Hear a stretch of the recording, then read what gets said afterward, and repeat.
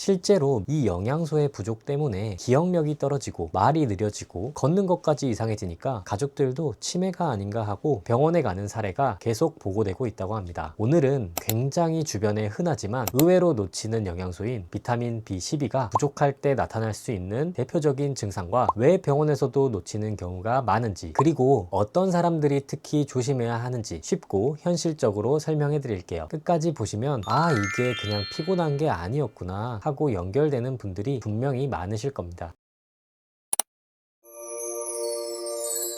정보가 넘치는 시대에 믿고 참고할 수 있는 기준이 되겠습니다. 안녕하세요, 옆집 약사입니다. 오늘 내용은 특히 40대 이상이신 분들 중에서 당뇨약이나 위장약을 오래 드시는 분들은 꼭 보셨으면 좋겠습니다. 자, 그럼 먼저 비타민 B12가 우리 몸에서 무슨 역할을 하는지 아주 쉽게 설명을 해드릴게요. 비타민 B12는 우리 몸의 전선 보호막 같은 역할을 하는데요. 우리 몸에는 신경이라는 전선이 엄청나게 깔려 있는데요. 이 신경 바깥을 감싸주는 절연체 역할을 하는 것이 바로 미엘린입니다. 근데 비타민 B12가 부족해지면 이 절연체가 점점 망가지기 시작합니다. 그러면 어떻게 될까요? 전기선 피복이 벗겨지면 스파크가 튀듯이 신경 신호가 이상하게 전달되기 시작합니다. 그래서 손발 저림, 감각 이상, 균형 문제 같은 증상들이 생기는 겁니다. 그리고 비타민 B12는 또 하나 중요한 역할을 하는데요. 바로 혈액 생성입니다. 적혈구를 제대로 만드는데 반드시 필요한 영양소인데 부족해지면 산소 공급 자체가 떨어집니다. 그래서 이유 없는 피로감,